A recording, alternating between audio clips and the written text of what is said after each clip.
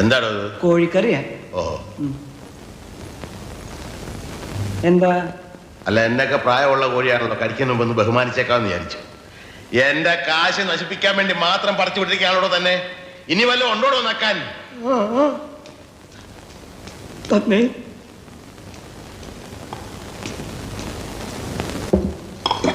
മീൻകറിയാ. ഒരു വടി കിട്ടുമോ? പിന്നെ വടി ഇവിടെ ഉണ്ട്.